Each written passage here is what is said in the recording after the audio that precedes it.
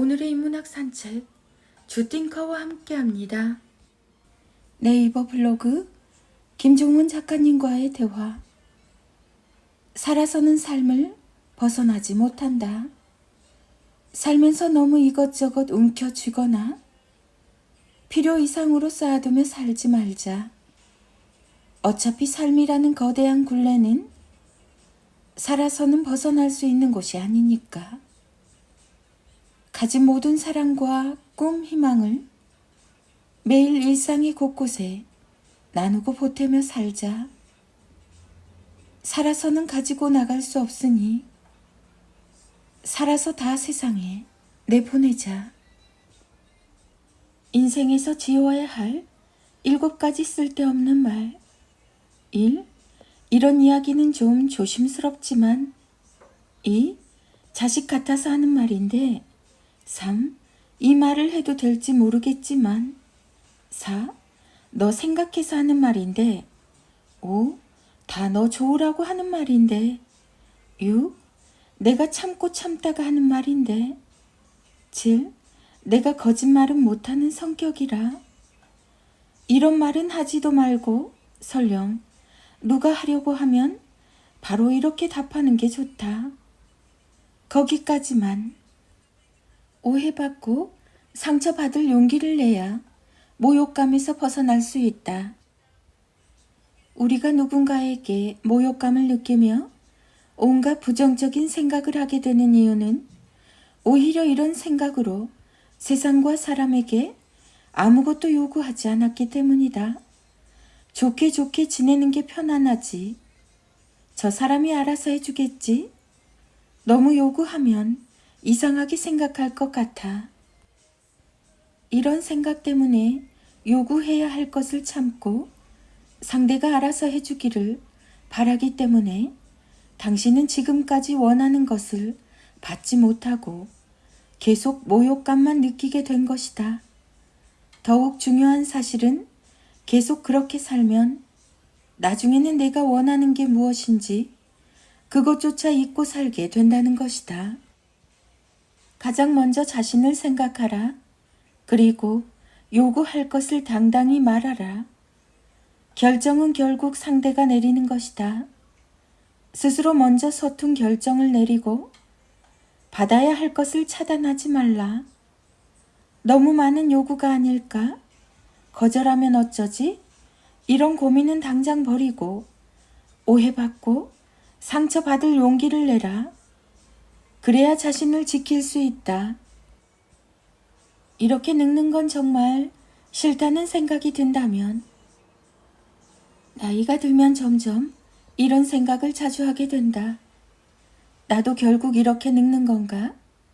이렇게 늙기는 정말 싫은데. 그 마음은 과거에도 마찬가지였다. 누구에게나 늙는다는 것은 어렵고 피하고 싶은 과정이다. 셰익스피어는 중년 이후에 후회하지 않는 삶을 살고 싶다면 다음에 제시하는 9개의 조언을 자기 삶에 잘 맞게 변형해서 지켜보라고 말한다.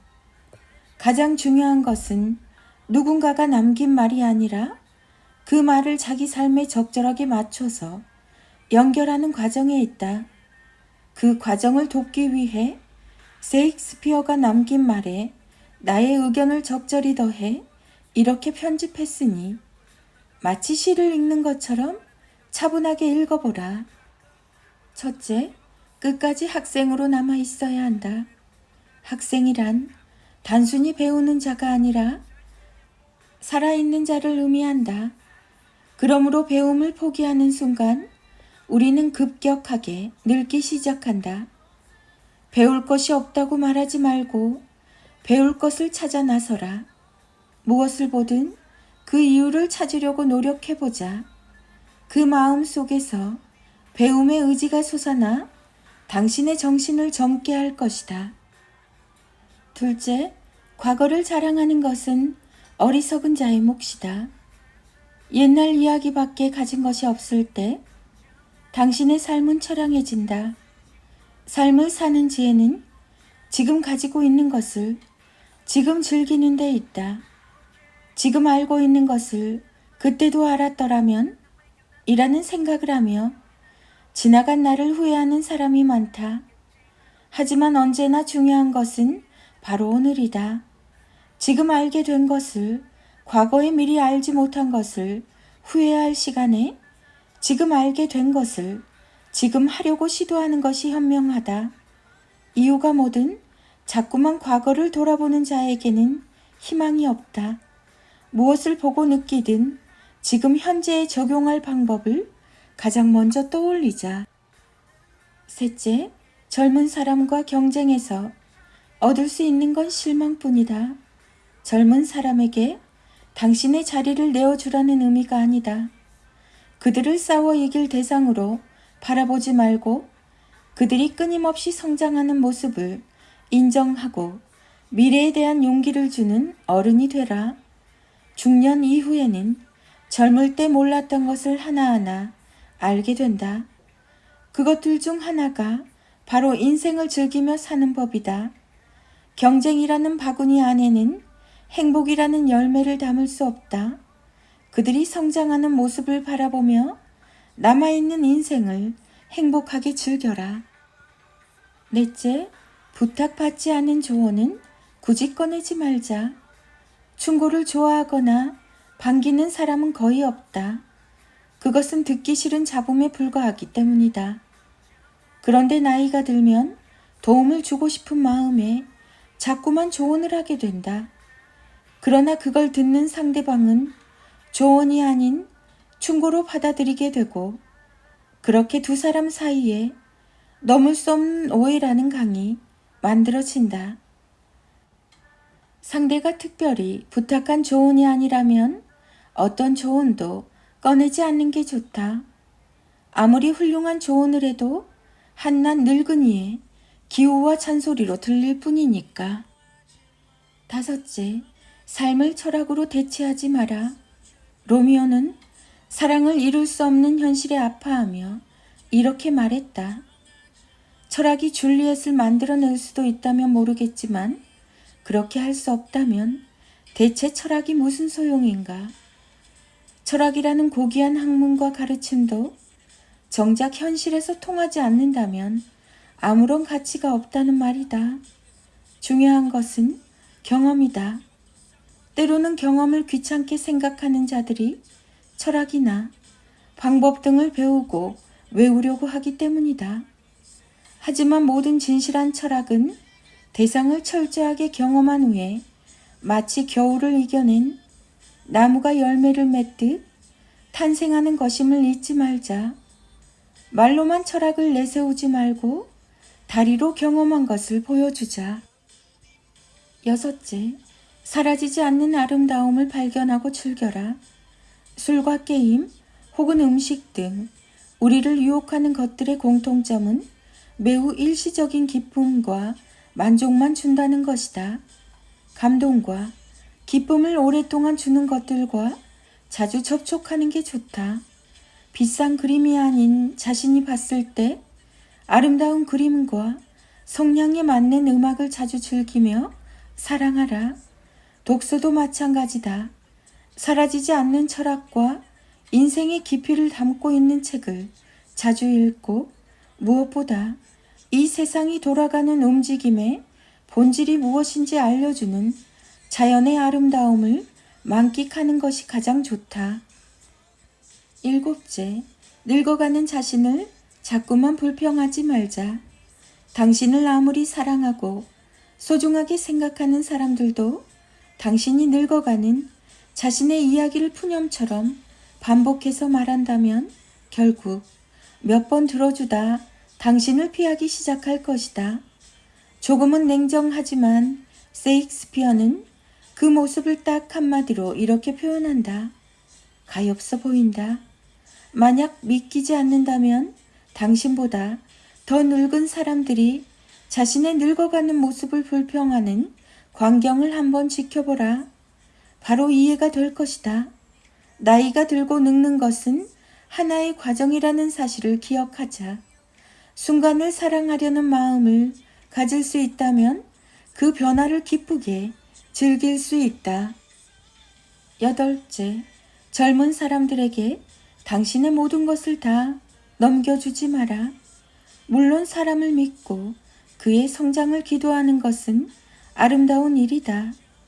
그러나 그렇다고 자신이 가진 것을 모두 다 공개하며 전수하거나 주는 것은 지혜로운 선택은 아니다.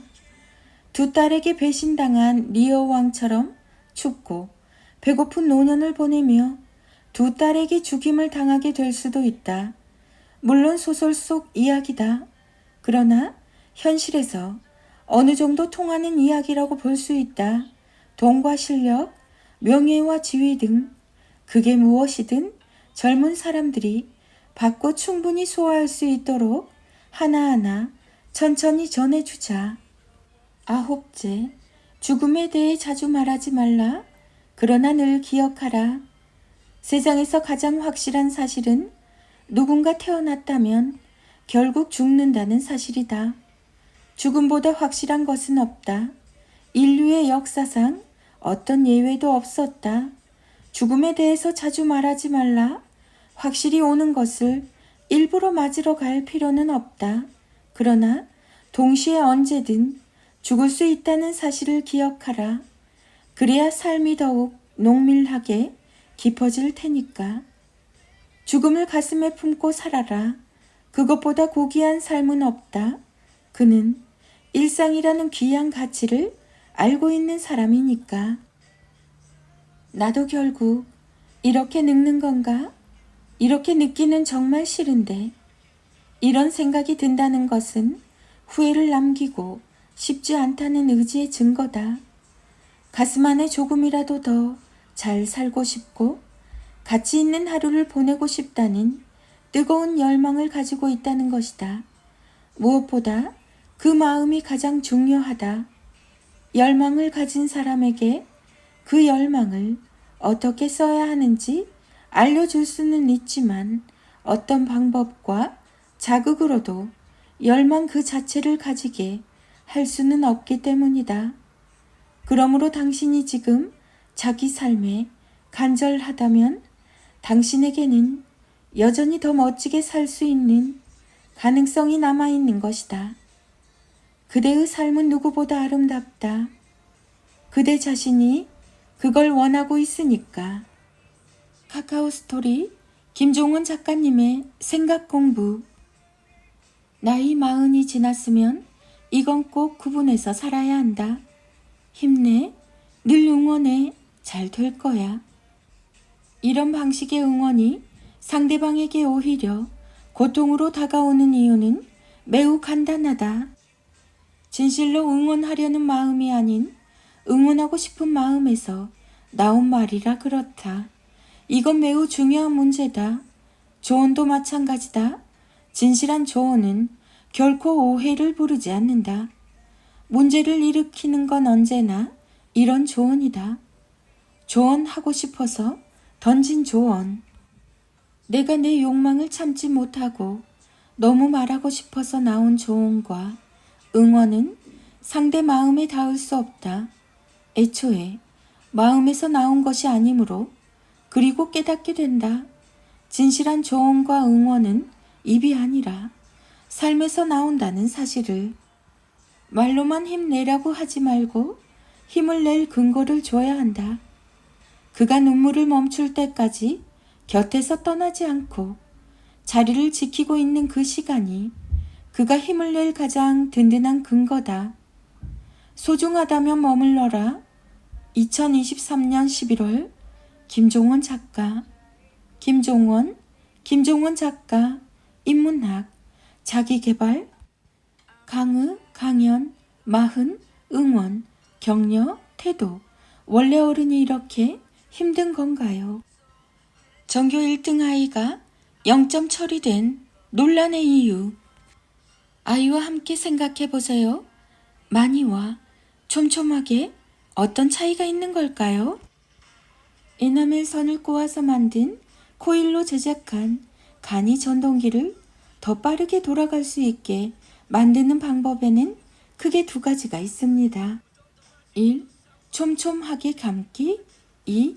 많이 감기. 코일을 촘촘히 혹은 많이 감을수록 자기장의 힘이 세지기 때문이죠. 최근 한 학교에서 전교 1등을 하는 학생이 무려 20점이나 하는 서술형 문제에 대한 답으로 2번 많이가 아닌 1번 촘촘하게를 선택했는데 0점을 받게 되었습니다.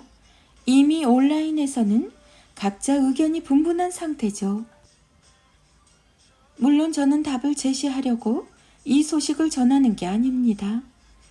여러분의 배우자와 아이들을 이 글로 소환해서 함께 이 문제에 대한 생각을 나누어 보세요.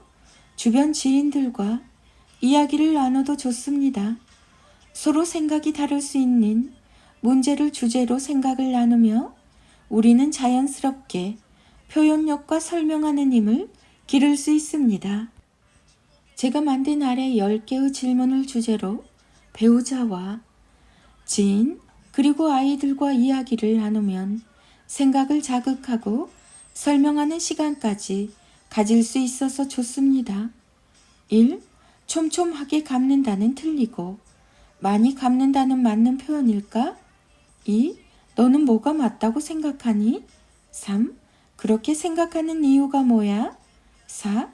네가 생각하는 가장 확실한 답은 뭐야? 5. 왜 이런 문제가 논란이 된 걸까? 6. 사람들은 왜 모두 생각이 다른 걸까? 7. 서로 생각이 다르다는 건 좋은 걸까 나쁜 걸까? 8. 모두가 같은 생각을 하면 세상이 어떻게 될까? 9. 오늘 생각한 내용을 글로 한번 써볼래? 10. 실제로 글로 써보니 생각만 할 때랑 뭐가 다른 것 같아? 이렇게 같은 문제로 서로의 생각을 나누며 우리는 자신의 생각을 말과 글로 설명할 수 있는 힘을 갖게 됩니다. 아이에게는 매우 특별한 경험이 될 수 있어요. 사랑하는 부모님과 함께 같은 문제로 생각을 나눌 수 있으니까요. 정답을 맞추거나 구분하는 건 중요하지 않습니다. 여기에서 중요한 건 자기만의 생각을 갖는 것이며 또 그걸 말과 글로 설명하는 과정이라는 사실을 꼭 기억해 주세요. 66일 자존감 대화법 김종원 작가 김종원 작가 교육, 뉴스 활용법 질문, 문해력, 부모 교육, 자녀 교육 66일 자존감 대화법 중3 아들과 엄마의 낭송이 이어집니다. 인문학의 대가 김종원 작가님의 하루 한 장 365 내 아이 성장 인력 집중력을 제대로 발휘하기 위해서는 모든 것에 집중하는 게 아니라 덜 중요한 것을 바로 잊고 더 중요한 것에 모든 것을 걸어야 합니다.